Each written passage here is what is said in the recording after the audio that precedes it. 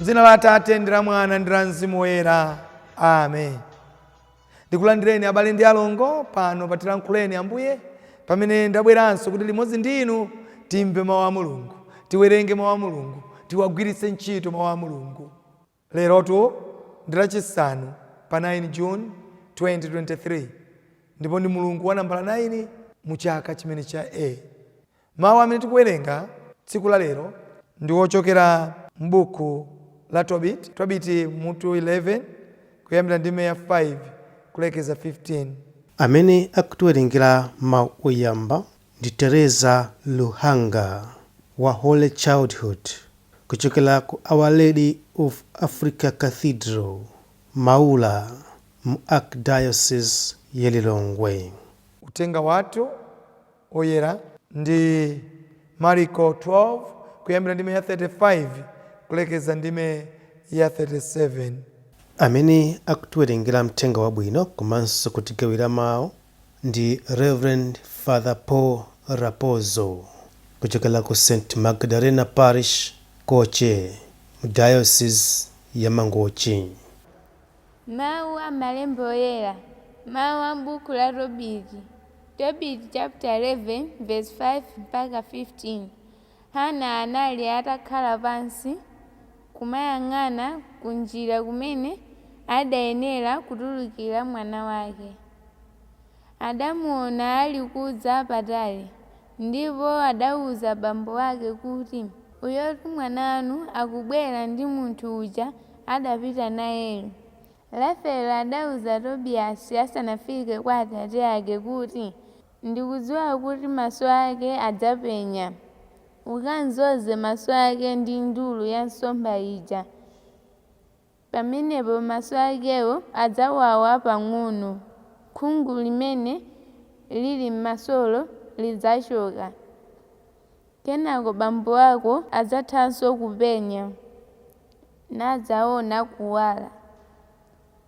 Hana uja anathamanga nalumphira pakhosi pa mwana wake ndipo adati, "Ndakuona mwana wanga, tsopano ndingathe kufa." Ndipo adayamba kulira misonzi. Tobiti adadzuka, natuluka pa khomo la bwalo ili ali dzandidzandi. Tobiyasi adaza kwa iye ndulu ya nsomba ija ili m'manjamu. Adawuzira m'maso mwake nati, "Khulupirirani Atate." Adapaka mankhwala aja ndipo ndi manja awiri, akuyambira pa ngodya zamaso, adamatula kakhungu kaja. Pamenepo Tobiti adapenya mwana wake nagwira m'khosi mwake. Adayamba kulira m'misonzi nati, "Ndikutha kukuona mwana wanga, iwe kuwala kwa masomaso anga." Tsono adati, "Mulungu atamandike, dzina lake lalikulu litamandike mpaka muyaya, chifukwa iye adandilanga koma wandichitira chifundo." Motero tsopano ndikumuona Tobiyasi mwana wanga. Mawu a Ambuye. Ambuye akhale nanu, akhalenso ndi mzimu wanu.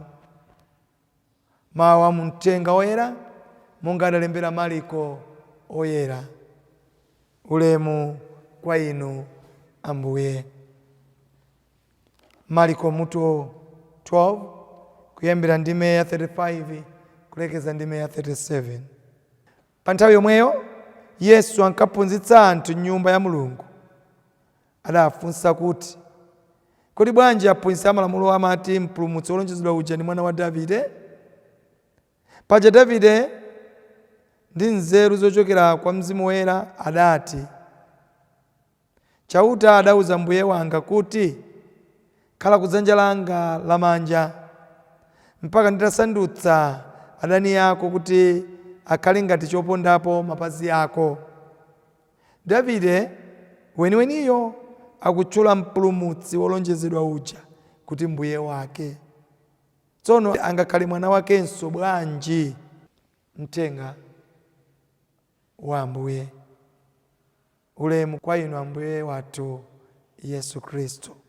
Abale anga okondeka, ndimanena kuti mawu athu otitsogolera tsiku la lero akhale Mulungu amayankha. Mulungu ndi wamphamvu zonse, palibenso amene tingamuyerekezere naye Mulungu wathu. Mukandziwa Mulungu muzamva kukoma, mukandziwa Mulungu muzayenda moyera mokhamoka. Lero tikumva nkhani yokoma kuposa, ndipo nkhani yake ndi ya Tobiti yemwe uja. Ndanena kuti wiki ino yonse ino tili mwa Tobiti amene akutiphunzitsa kupemphera, amene akutiphunzitsa kumdalira Mulungu, amene akutiphunzitsa kumulemekeza Mulungu, amene akutiphunzitsa kumuyika Mulungu patsogolo. Chifukwa zonse zimene tikumva kwambiri ndi pemphero, ndi kupemphera. Kodi mapemphero athu ali motani? Kodi ine ndimapemphera? Chifukwa kupemphera athu ndikulumikizana ndi Mulungu, ndikucheza ndi Mulungu wathu. Anawawa kupopera, anawawa mambira chenje Mulungu, anawawo wachenje pameso pa Mulungu ndikubechete Mulungu unengusa kuti wawojo andendere yanti. Lero Tobiti akutiphunzitsa. Abale anga okondeka, mubwerere mbuyo, mudziwe, mumvetse, mukumbukire kuti Tobiti adadwala. Ndipo zitamuyipisa zina zake m'maso mwake, Tobiti sadaone, adapanga khungu. Ndipo adapanga khungu, taona kuvutika, taona kusowa chochita, taona kungokhala mpaka na mkazi wake kupeza ntchito ndi kumamuthandiza mwamuna wake. Ndini manena kuti zimenezo ndizoyenerazo, zimenezo ndizokomazo, kuti mwamuna akakhala kuti sakugwira ntchito, mkazi amuthandize.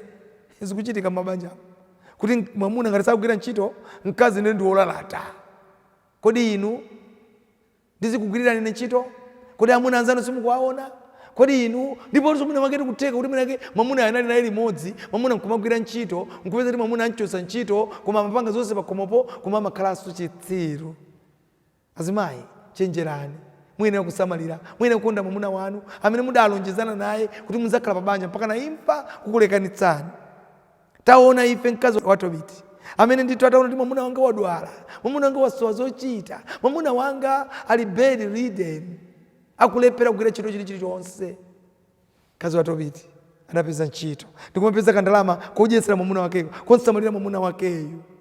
Anavutika, anasowa mtendere. Tamumvanso Tobiti akudandaula atu ife, akulira kuti Ambuye na amene zililimu bola kuwa iye Mulungu, bola mbwe, bola chiwa ndife ine ndisaonekerenso paziko lapansi pano kuti ndavutika. Koma abale anga okondeka, Tobiti anapemphera kwa Mulungu, ndipo atapemphera kwa Mulungu, Mulungu wamuchitira. Mulungu wathu wopatsa chifukwa amatikonda, ayenera kuthokoza, ayenera. Iyetu Tobiti adapanga chimodzimodzi, adampempha Mulungu, ndipo Mulungu adamuchiritsa. Kudzera muzimene zinachitika, kaya m'maso mwake kuyika zotani kuti maso ake mpaka natsekuke ndi kukhala bwino, ndi kumamuona mwana wake Tobiyasi, kumamuona kuti ndi uyu ali apayu.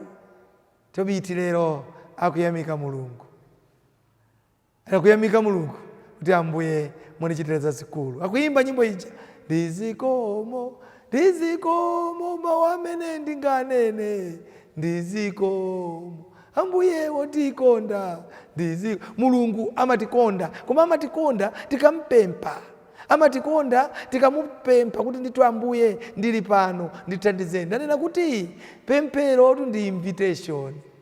Ukangoyamba kuti Ambuye kukugwagwada ndi dzina la Atate ndi la Mwana ndi la Mzimu Woyera, Ambuye ndikukupemphani, that's an invitation. You are inviting God into your situation. Mukumpempha Mulungu kuti bwerani Ambuye, bwerani Ambuye muzandithandize. So Tobiti umwitana Mulungu wamumva. Muli mavuto anji? Mukusowa chani? Chikukuvutani chani mayi wanga? Kwendi tujaje kwa Mulungu akulu. Kwendi tujaje kwa Mulungu akulu. Titangoyima ayi tipite kwa Mulungu wathu tikamuuze kuti Ambuye wanga ndikusowa zakuti, ndigawireni zakuti, ndipatseni zakuti. Mulungu amadikirira atu zimenezo kuti atipatse. Koma akudikira kuti ifeyo timuyitana bwanji. Bale anga okondeka, Tobiti akutiphunzitsa. Akutiphunzitsa chikondi chake cha Mulungu, akutiphunzitsa kumkhulupirira Mulungu nthawi zonse, kumuthokoza pa zimene watichitira. Nthawi zambiri Mulungu amatipatsa zambiri, koma ndi angati amene timathokoza Mulungu? Ndi angati amene timapita kwa Mulungu ndikanena zikomo? Timalandira zambiri moyo uno, koma muthokoza Mulungu amakhala ochepa. timampempha zambiri Mulungu, koma ubwerera kwa Mulungu nena zikomo amakhala ochepa. Tobiti wapempera, wapatsidwa, lero akupitanso kwa Mulungu. Kuti simunaone inu ambiri twamatero, ambiri twamalepera kumpasa Mulungu zikomo. Takumbukirani Zakate 10 anachiritsidwa na amasangalala, koma mmodzi yekha adakumbukira kapereka zikomo.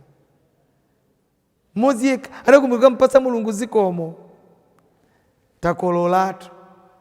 Takololatu ambiri, tili nkhokwe etu ambiri, masiku ano nkhokwe zinatha, koma tili mmabagi azaza nyumba mwa azaza mwina chipinda, mwakonzekera kumpasa Mulungu, mwakonzekera kupereka masika otani. Ndimanena ine kuti masika atu timanamiza Mulungu. Tilipo achina Anania ndi Safira ambiri amene timanamiza Mulungu, amene timangotapa tikapereke masika, uli mkabeseni koma uli mmabagi kunyumba yako, kunamiza Mulungu. Achina Anania ambiri tilipo. Ndimakumbukira nyimbo ina imene ndithu ndimayikondanso nyimbo imene imaimbidwa nthawi ya masika ine ndimayikonda kwambiri. Amati mulimi wina amene ananena mbewu zangazi nkaza kolola ine ndizamupatsa zina chauta, ananamiza chauta. Akuti mulimiyo atalimalima ali kumauza na akazi yake ali tikakolola twapa timpatse Mulungu, tipereke mabagi angati amwale. Akuti tipereke mabagi 10.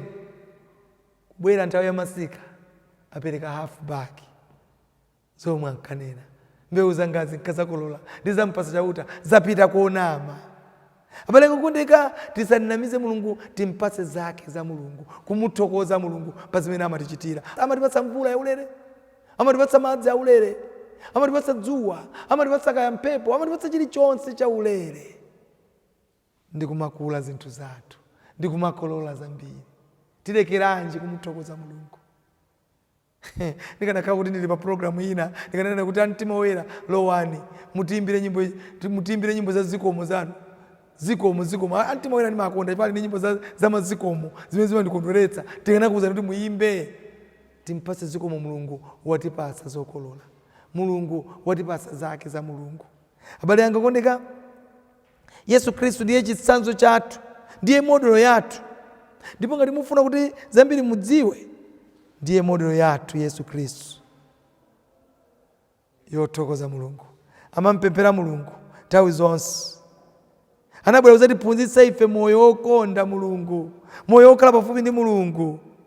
Lero ambiri tikukayika, lero ambiri tikukayika za Yesu Khristu, kuti kodi iyeyo ndi ndani. Ndimanena kuti sikuti nkhani yongotenga mabaibulo ndikumawerenga ndikumatsutsana ndi anthu, ayi, koma nkhani yomudziwa Yesu Khristu mwana wa Davide, zomudziwa Yesu Khristu mwana wa Mulungu. Ndipo tikamudziwa Yesu Khristu mwana wa Mulungu, ndithu tizaona kuti zonse zidzakhala bwino.